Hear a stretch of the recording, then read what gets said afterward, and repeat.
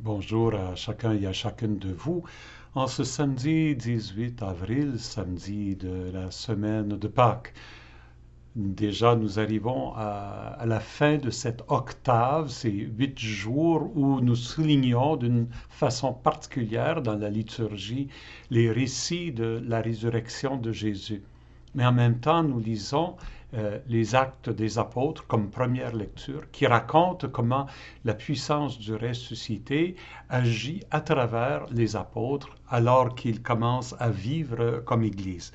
Nous avons lu dans les actes, aujourd'hui nous lirons chapitre 4, versets 13 à 21, nous avons lu comment Pierre et Jean se sont rendus au temple et ils ont guéri un homme paralysé.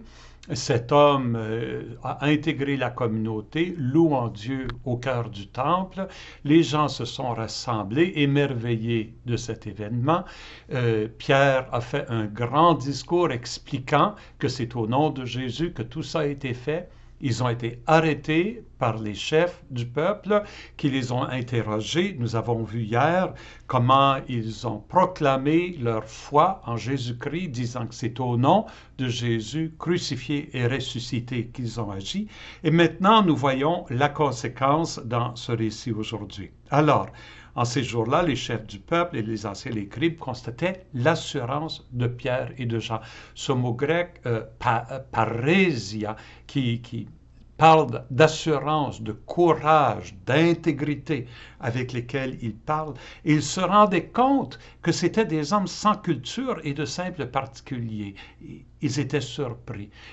C'est pas à cause de leur culture, de leur capacité rhétorique, de leur connaissance ou de leur expérience dans le discours.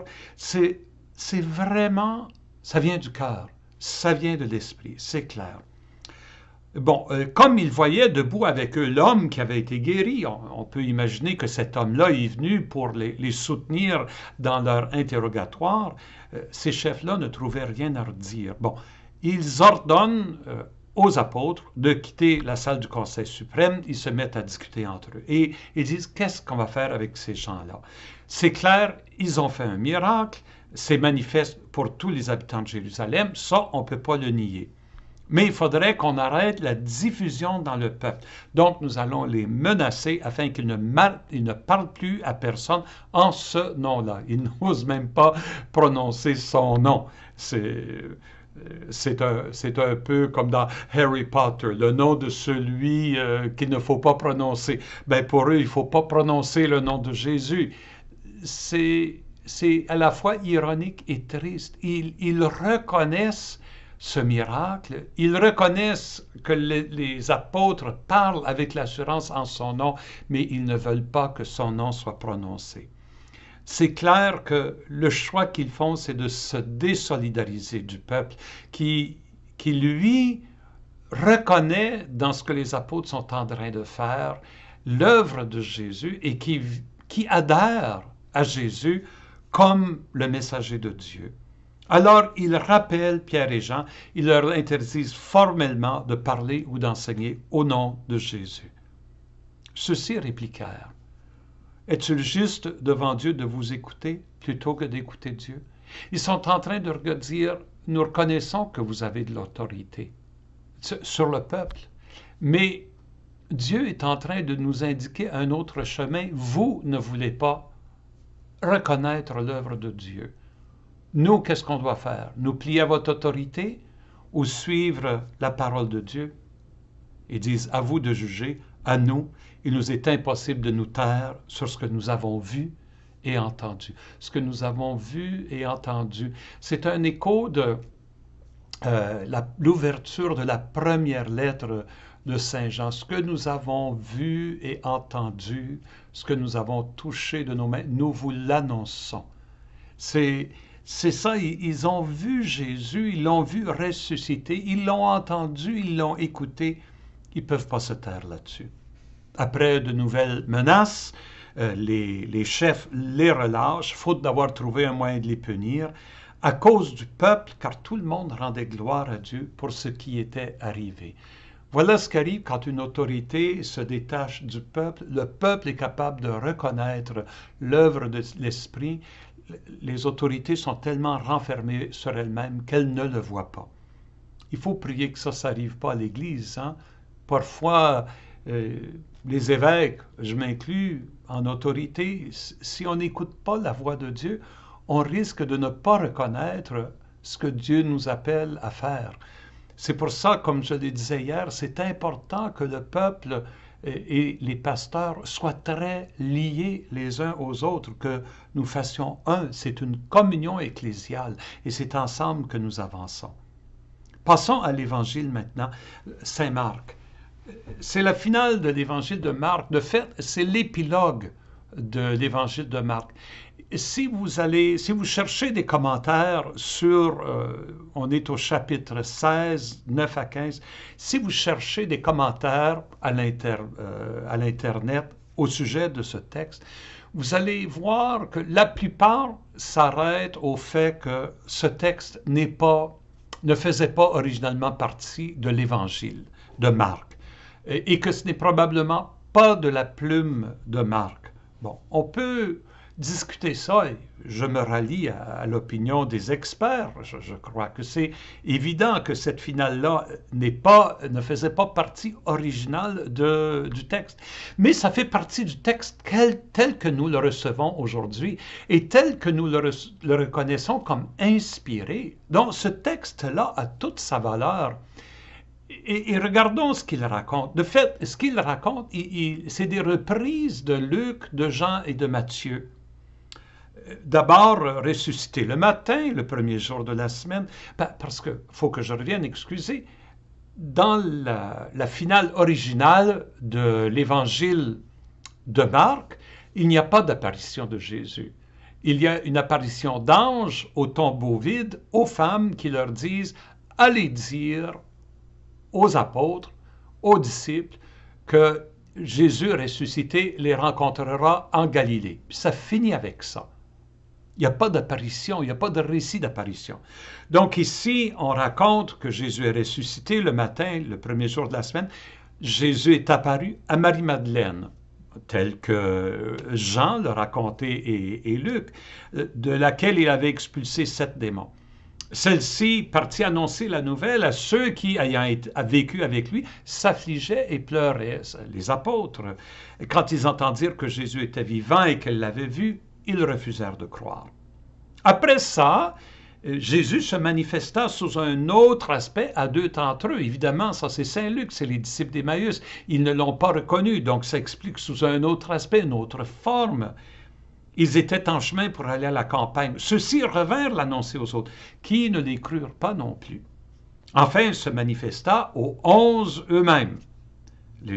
Pendant qu'ils étaient à table, durant un repas, on voit l'écho, comme on l'a vu cette semaine, de cette tradition que Jésus ressuscité était à table. C'était des moments d'intimité avec les apôtres. Il leur reprocha leur manque de foi et la dureté de leur cœur parce qu'ils n'avaient pas cru ceux qui l'avaient vu, contemplé, ressuscité. Et puis il leur dit, allez dans le monde entier, proclamez l'Évangile à toute la création. Il y a encore quelques versets, on ne les lit pas aujourd'hui à la messe, qui vont dire un petit peu ce que les apôtres vont être capables de faire. Et c'est des échos des actes des apôtres. Vraiment, tout ce qui est annoncé par Marc, on le voit se réaliser dans les actes. Mais ici, on va se tenir au texte d'aujourd'hui. Qu'est-ce qu'il vient ajouter, on pourrait dire, à l'évangile de Marc?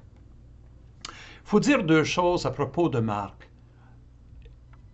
Premièrement, que Jésus est toujours en train de cacher un peu son identité comme Messie. Il ne la proclame pas. Et même lorsqu'il fait des miracles, il dit aux gens, ne le dites pas. On dirait qu'il y a dans l'évangile de Marc une grande pudeur de la part de Jésus. Bon, divers spécialistes l'expliquent de diverses façons. Moi, ça me dit de toute façon que Jésus veut laisser une place au cheminement de foi que nous devons faire. C'est pas évident venir à la foi en Jésus ressuscité. Nous n'avons pas fait l'expérience de ces apparitions-là. Et venir à la foi en Jésus ressuscité, croire qu'il est vraiment ressuscité des morts, c'est pas, comme je le dis, évident. Ça demande un cheminement. Et on dirait que Jésus, Marc, dans son évangile, reconnaît ça par l'humilité de Jésus, l'aspect un peu caché, l'aspect mystérieux de son être. Et c'est ce que nous voyons ici. Parce que Jésus, oui, il se manifeste à Marie-Madeleine, il se manifeste aux disciples d'Emmaüs, mais eux, quand ils retournent annoncer, ils n'ont que leurs paroles, et les 11, ils hésitent. D'ailleurs, on le voit dans l'évangile de Luc, nous allons le lire demain à la messe du dimanche, lorsque Pierre refuse de croire tant qu'il ne l'a pas vu. Donc, cette difficulté de venir à la foi, elle fait partie de la condition chrétienne. Elle fait partie de la condition chrétienne.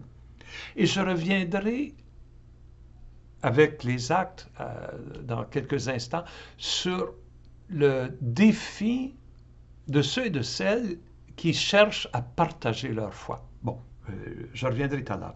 Donc, il y a cette difficulté à croire, mais malgré cette difficulté à croire de la part des apôtres, Jésus leur confie la mission. Aller dans le monde entier. Et c'est ça ce qu'il y a de beau dans cette allée-là, c'est dans le monde entier. Il n'y a pas de limite. Proclamer l'Évangile à toute la création. L'Évangile, il est fait pour tous les êtres humains de l'univers. Voilà ce que Marc est en train de rapporter du message de Jésus. Il met l'emphase sur cette dimension universelle de la mission. Voilà ce que cet épilogue de Marc peut nous apprendre. Je veux revenir à cette question. Vous voyez, les apôtres, ils font l'expérience, Marie-Madeleine, les disciples d'Emmaüs, ils vont aux apôtres, les apôtres ont de la difficulté à croire. Jésus le leur reproche. Mais regardez ce que les apôtres vivent dans les actes des apôtres. Quand Pierre commence à prêcher, oui, il y a des gens qui acceptent, mais les chefs refusent. On l'a vu là, dans la première lecture. Les chefs refusent. Ils se heurtent à l'incroyance des gens. Et c'est la même incroyance que Jésus a rencontrée dans son œuvre, dans sa mission de partager la bonne nouvelle. Oui, Jésus est ressuscité, mais tout n'est pas clair. Tout n'est pas évident. C'est dans la foi que nous venons à croire ça. Et la foi, elle demande un cheminement, elle demande une ouverture, elle demande une grâce particulière, l'œuvre de l'Esprit, et il faut s'ouvrir à ça.